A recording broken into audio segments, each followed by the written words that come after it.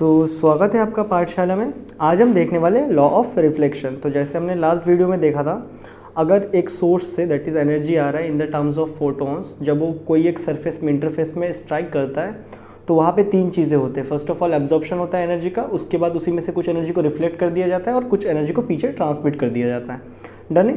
तो उसमें से आज हम खाली रिफ्लेक्शन को देखेंगे। डन है, that is reflection of energy, उस पार्ट को डील करेंगे। डन। तो सपोज हम मान लेते हैं कि हमारे पास ये रहा, एक रेज ऑफ लाइट आया यहाँ पे।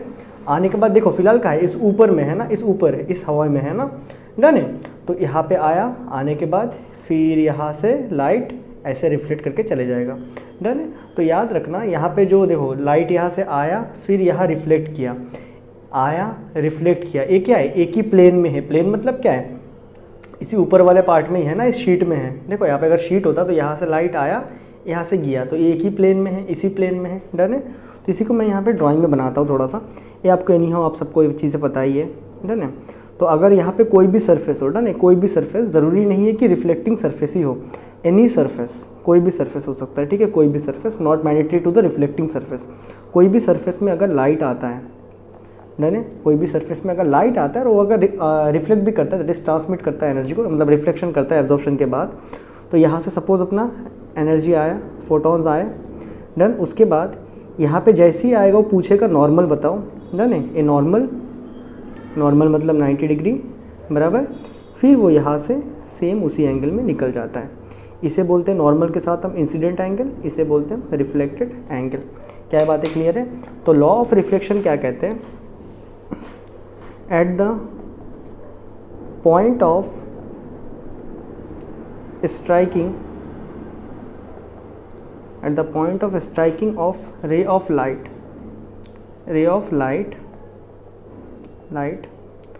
the incident angle, the incidence angle and reflected angle are equal। इसका मतलब क्या बोल रहा है, जो एंगल आई रहेगा और जो एंगल आर रहेगा ये इक्वल होता है। ठीक है, एनी हाउ एक लॉ है। डन है। लॉ है मतलब फंडामेंटल लॉज हुआ कि एंगल आई एंगल आर के बराबर होगा। ये आपका फर्स्ट पॉइंट है।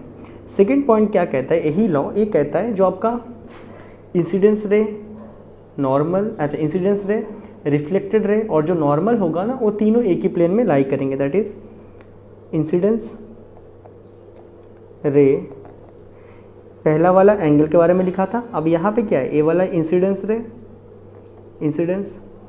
रे, ए वाला क्या है आपका रिफ्लेक्टेड रे, आफ्टर एब्जॉर्प्शन जो रिफ्लेक्ट हुआ है, that is incidents ray, reflected ray, all lies in the same plane. ये कहता है हमारा सेकंड पार्ट। ठीक है। तो लॉ ऑफ रिफ्लेक्शन जस्ट यही कहता है, जितना एंगल में आएगा उतना ही एंगल में रिफ्लेक्ट करेगा। क्या ये बातें क्लियर है? तो यही था आपका लॉ ऑफ रिफ्लेक्शन। अब नेक्स्ट वीडियो में हम देखने वाले हैं कि कैसे हमारा ह्यूमन जो आई होता है ना, वो कोई इमेज को प्रोसेस करता है। तो मैं मिलता हूँ आपसे नेक्स्ट वीडियो में, तब तक के लिए गुड बाय।